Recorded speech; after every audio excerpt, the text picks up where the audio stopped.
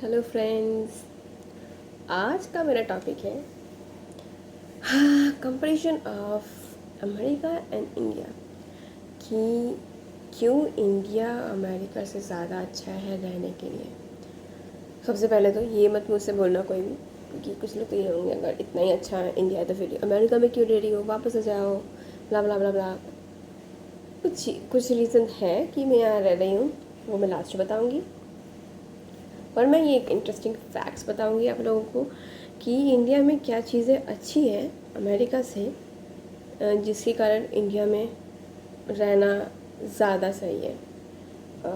तो सबसे पहली बात, आजकल हमें सबसे ज़्यादा किस चीज़ की आदत है? सोचो सोचो। सबसे पहला मेरा टॉपिक है इंटरनेट।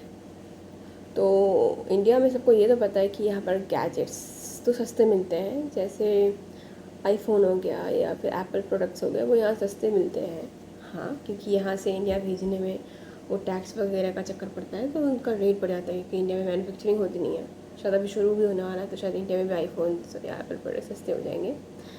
लेकिन यहाँ पर इंटरनेट हद हद ज़्यादा हुए, मतलब बहुत ही ज़्यादा कॉस्टली है।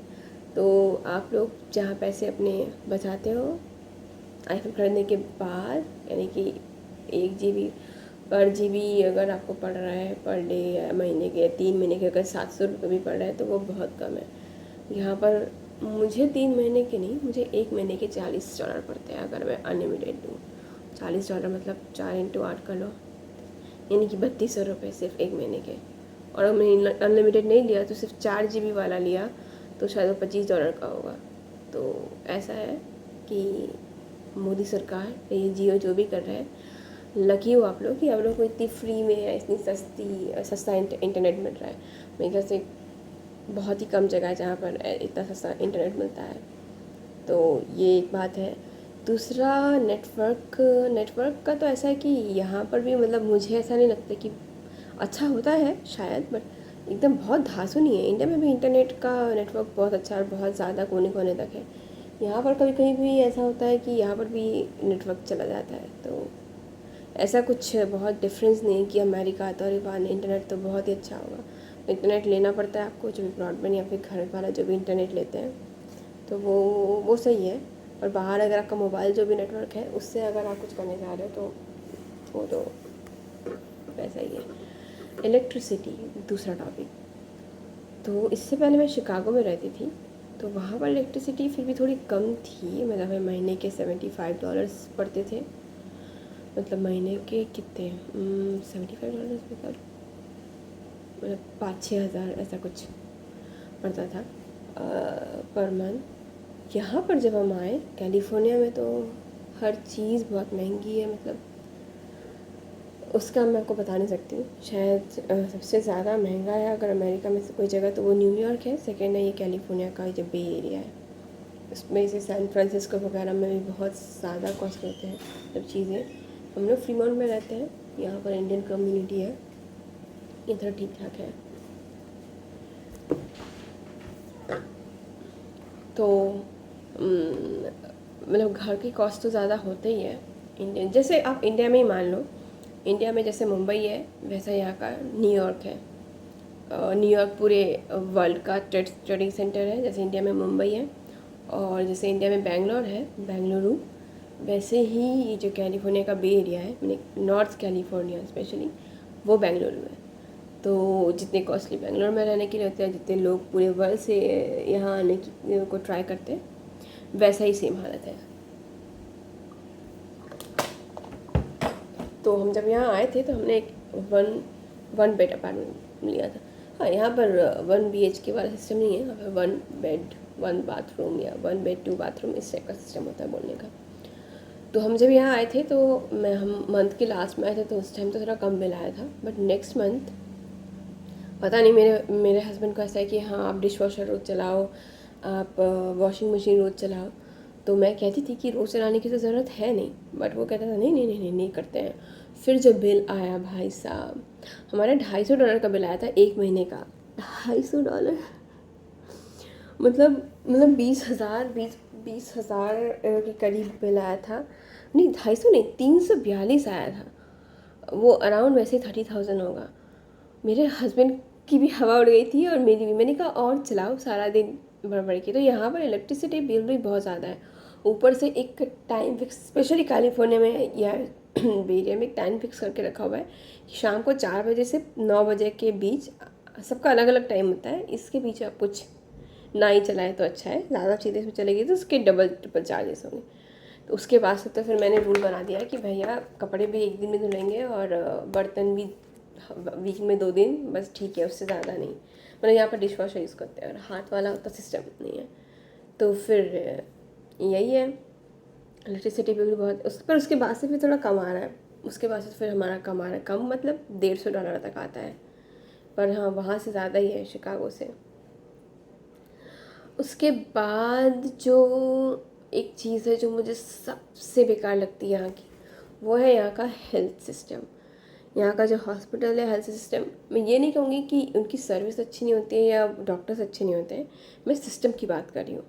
मतलब आपको इंडिया में ये रहेगा कि अगर आपको कुछ हो गया है, मान लो आपके पेट में कुछ हुआ है या आपको बुखार हो गया है या कुछ भी हो गया, तो आप डॉक्टर के पास जाओ। सब चीज़ के लिए डॉक्टर्स होते हैं, आप उनको डॉक्टर्स दिखाओ और आपको तुरंत दवाई मिल जाएगी। फार्मेसी भी पैसा होता है यहाँ पर। फार्मेसी मतलब ये है, मतलब जो मेडिकल स्टोर होता है यहाँ पर, बड़े बड़े मेडिकल स्टोर, मतलब जो फार्मेसी होती है बड़ी बड़ी होती है, जैसे वॉलग्रीन्स नाम सुना होगा अपने, CVS। तो वहाँ जाते हो तो वहाँ पर चेम्बर्स होते हैं कि कोल्ड एंड कफ के लिए ये दवाई है, तो आप ले सकते हो, ऐसा कुछ नहीं है। बट यहाँ पर डॉक्टर्स आपको एंटीबायोटिक्स टाइप की चीज़ें नहीं देंगे, वो आपको कभी नहीं देंगे। इंडिया में तो आपको कभी मिल जाता है। दूसरी बात ये है कि अगर, जैसे मैं जॉब करती है, मेरे हस्बैंड जॉब करते थे, सबको हेल्थ इंश्योरेंस लेना मस्ट है। क्योंकि अगर आपने हेल्थ इंश्योरेंस नहीं लिया और गलती से आपको कुछ हो जाता है, भाई साहब आप गए, आपके 30 40 50 लाख ऐसे ही उड़ गए। आप ज़िंदगी भर के लिए फिर आप सिर्फ मेडिकल बिल ही पे करो।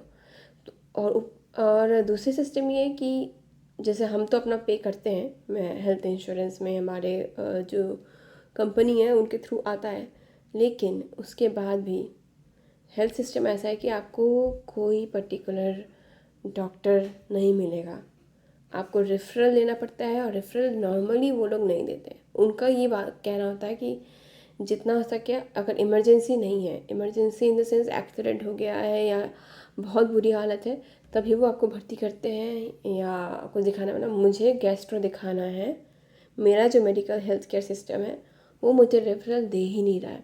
ना तो आपसे बात करना चाहते हैं, आप अपॉइंटमेंट लेते हो तो एक बार देखते हैं और वो लोग अवॉइड करते हैं कि हाँ आप अपना फूड हैबिट्स चेंज करो, अपनी हैबिट्स चेंज करो, डॉक्टर के पास मत आओ। तो कुछ डेंटिस्ट के पास जाना है तो आपके सारे पैसे तो ले लेंगे। आप भर भर के पैसा पे कर रहे हो, लेकिन कोई फ़ायदा नहीं है, क्योंकि ज़रूरी नहीं है कि आपको डॉक्टर देखेगा ही। आपको बहुत टाइम बाद मिलता है अपॉइंटमेंट। उसके बाद मतलब अगर आप एक बार घुस गए, अगर आपको अपॉइंटमेंट मिल जाती है और अगर वो देखना चाहते हैं, अगर आपके पास सच में कोई बीमारी एनालिसिस होती है, तब आपके लिए वो लोग बहुत कुछ करेंगे। तब वो जो भी आप अपना हेल्थ इंश्योरेंस पे करते हैं उस हिसाब से वो अच्छा ट्रीटमेंट मिलेगा। पर वहाँ तक पहुँचना ही बहुत मुश्किल है। यहाँ पर अगर कोई प्रेग्नेंट है, नॉर्मल डिलीवरी के ही 32 से 35 हज़ार डॉलर लगते हैं। 32 से 35 हज़ार डॉलर। लेकिन आपका हेल्थ केयर सिस्टम है तो 3 4 हज़ार डॉलर में हो जाता है। और अगर आपके पास नहीं है, मतलब 32 बजे, और ऊपर से और अगर आपका C सेक्शन हो गया गलती से, तो आप 60 70 हज़ार मान लो। आप इमेजिन करो, अगर आपका हेल्थ इंश्योरेंस नहीं है तो आप वो पैसे कहाँ से लाओगे। तो ये बहुत ही बेकार सिस्टम है। और यहाँ का यही सिस्टम है, या तो कुछ कोई ऐसी क्लास है जिनके पास पैसा है और फिर मिडिल क्लास आती है, जैसे हमारे जैसे लोग। मतलब मैं तो ये भी नहीं, मुझे नहीं पता कि मैं आप और मिडिल क्लास में हूँ अभी, कि मिडिल में हूँ कि लोअर में हूँ। मतलब ठीक है, मतलब मुझे जितनी सैलरी मिलती है वो इस एरिया के तरफ से सबसे कम है, पर ठीक है। तो अगर आपके पास हेल्थ इंश्योरेंस है तो आप सही हो शायद तक, कि अपॉइंटमेंट तो मिलती नहीं है ठीक से। बट अगर मेडिकल इंश्योरेंस नहीं है तो फिर आप कुछ नहीं कर सकते। फिर जो पुअर होते हैं यहाँ पर तो सीधा फिर होमलेस होता है। तो यहाँ पर कोई रखने वाला नहीं है आपको, फिर यहाँ पर होता है कि हाँ होमलेस हो, आप रास्ते रास्ते में घूमते रहो। ये सब बहुत बेकार चीज़ है। ये तो हुआ मेडिकल का। कि और इंडिया में ऐसा है कि अभी आपको जो भी चाहिए आप अपॉइंटमेंट लो, आप जाओ, वो लोग को देखेंगे। ऐसा आजकल सिस्टम हो गया है कि वहाँ पर भी आपसे पैसे बहुत लेते हैं कि हाँ चलो पैसे तो बहुत पैसा खा रहे, बहुत पैसा खा रहा है, बाकी बार आ गए तो आपको फिर 10 बार तो जाना ही पड़ेगा। वो सिस्टम यहाँ पर नहीं है। अगर एक बार आपको हो गया तो फिर वो लोग को ठीक करने की प्रायोरिटी देते हैं, आपके हेल्थ को लेकर आप वो लोग प्रायोरिटी देते हैं। बट अगर बेसिक चीज़ें होती है तो फिर नहीं ध्यान देते, मतलब कहते हैं कि आप अपना हेल्थ, अपना फूड हैबिट्स, अपनी हैबिट्स चेंज करो, तो वो चीज़ है। फिर एक आता है ट्रांसपोर्टेशन। सबको पता होगा यहाँ सिर्फ कार चलता है, यहाँ पर कोई बाइक, मतलब यहाँ साइकिल को बाइक बोलते हैं, यहाँ कोई मोटर बाइक या कोई होंडा या स्कूटी या ये सब कुछ भी नहीं चलता यहाँ पर। और उससे लोग डरते भी हैं, कहते हैं अरे वो हेलमेट से क्या ही सेफ्टी मिलेगा, एक बार उड़े तो हम मर ही जाएंगे। यहाँ पर वो होता भी नहीं, क्योंकि यहाँ बहुत गाड़ियाँ बहुत स्पीड में भागती हैं।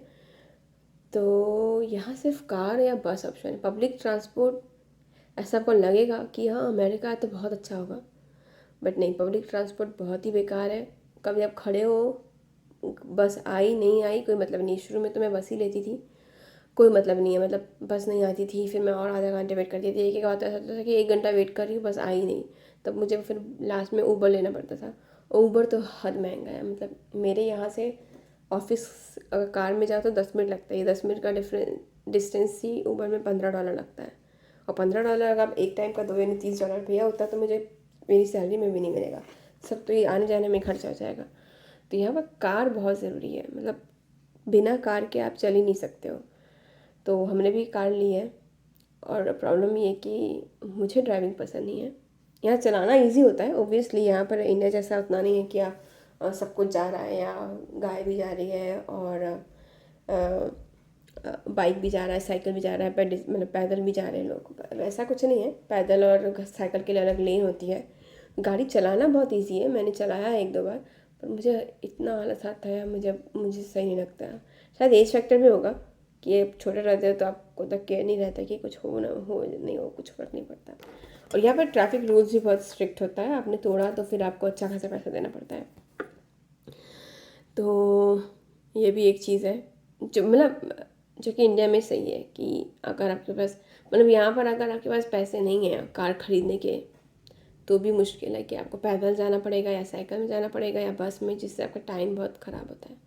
इंडिया में कम से कम स्कूटी तो होता है कि चलो भैया कहीं जाना है तो जल्दी चले गए। तो यहाँ पर लड़का लड़की सबको कार सीखना ज़रूरी होता है।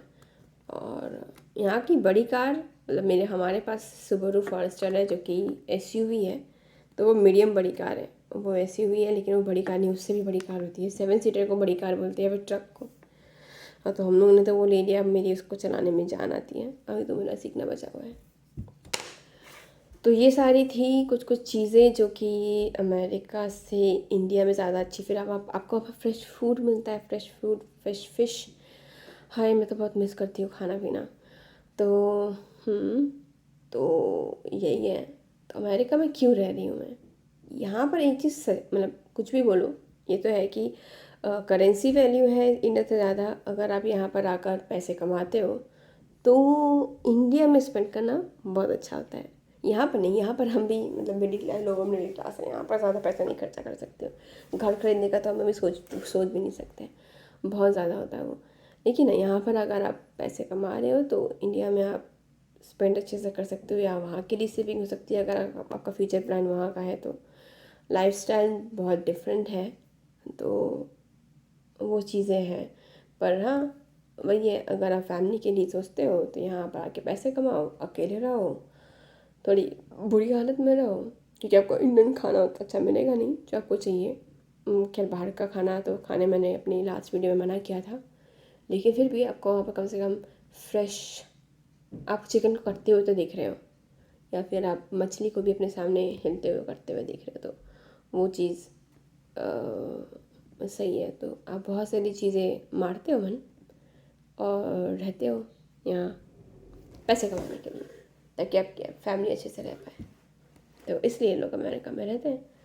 और पॉल्यूशन नहीं है, वो चीज़ मैं कहूँगी, बहुत कम पॉल्यूशन होता है, उतना धूल नहीं होता है, क्राउड कम है, उतने लोग नहीं हैं ज़्यादा। तो और जब गाड़ियाँ चलती है तो यहाँ पर हॉर्न नहीं मारता है कोई। मतलब इंडिया में ऐसा है ना कि ट्रैफिक में रेड लाइट से ग्रीन हुआ तो पै पै पै पै कर रहे हैं, तो वो यहाँ पर नहीं करते हैं। यहाँ पर ऐसा है कि अगर आप किसी को हॉर्न मारे हो, मतलब इस सच में कुछ अर्जेंट है या सच में कुछ गड़बड़ है तभी, तो ऐसा है। और भी कुछ फैक्ट्स मैं निकालूंगी क्यों इंडिया अमेरिका से ज़्यादा अच्छा है, फिर हम उस पर डिस्कस करेंगे। Bye bye. मेरी वीडियो को लाइक एंड शेयर ज़रूर करना और सब्सक्राइब भी।